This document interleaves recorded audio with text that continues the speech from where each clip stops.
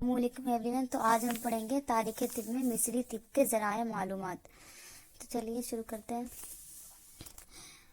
मिस्री तिब के ज़राए मालूमात में वर्दी नौशतों को गैर मामूली अहमियत दी जाती है। मिस्री तिब से मुताल्लिक़ चंद मारूफ और अहम वर्दी नौशतों पर मुख्तसर तबसरा दर्ज झैल यानी नीचे दिया गया है। ठीक है। जारिज पहला क्या है? जारिज ये इब्रिस का बुर्दी नौश्ता। ये बुर्दी नौश्ता 1873 से में बामकाम लग्जर दरियाफ्त किया गया था। उस वक्त पर लिप्जिग यूनिवर्सिटी के अजाइब खाने में महफूज है।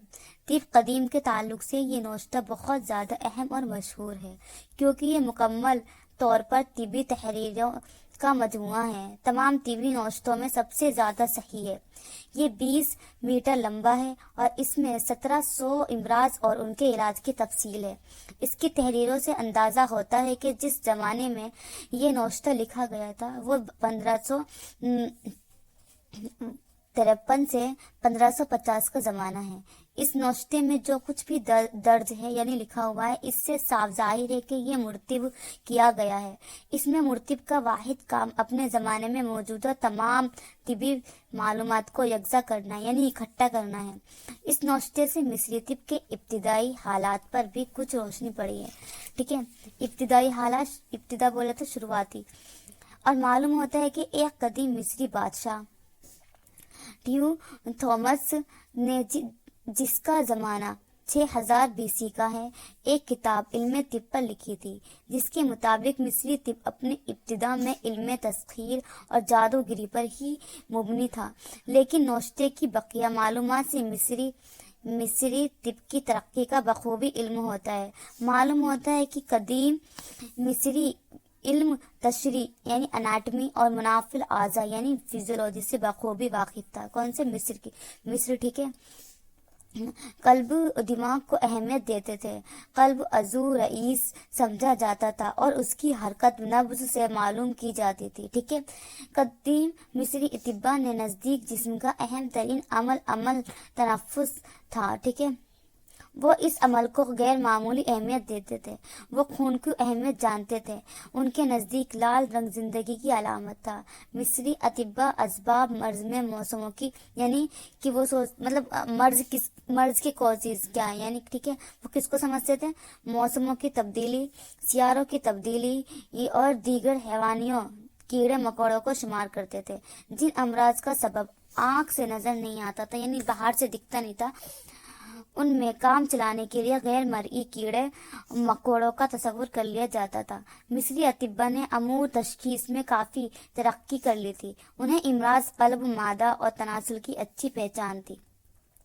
दुखाल और जिगर की रसूलियों का बारीक बीनी से मुआयना करते थे। जख्मों को उंगलियों से दबाकर मवाद का मुआयना भी किया जाता था। मिस्री अतिब्बा ने न सिर्फ इम्तिहान नब्ज और मुलमस से वाकिफ थे बल्कि इम्तिहान बिस्समा यानी अस्कर्शन भी किया करते थे। मिस्र में मतलब काफ़ी अच्छी नॉलेज थी, यानी कि मतलब जादू वादू और साइंटिफिक वाली नॉलेज भी थी उनको।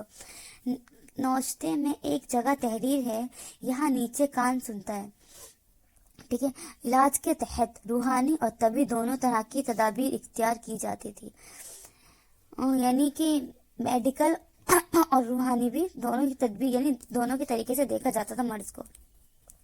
जो दवाएं इस्तेमाल की जाती थी उनमें शहद, शराब, इंजीर, प्याज, लहसुन, लोबान, एलोवेरा और सीसा खास है। ये क्या है? वेजिटेबल्स वाले। हैवानी दवाओं यानी एनिमल से हैवानी दवाओं में जानवरों के आज़ा, चर्बी, उनकी चर्बी, मग्ज, फजला, खून इस्तेमाल होते थे। मादनियात में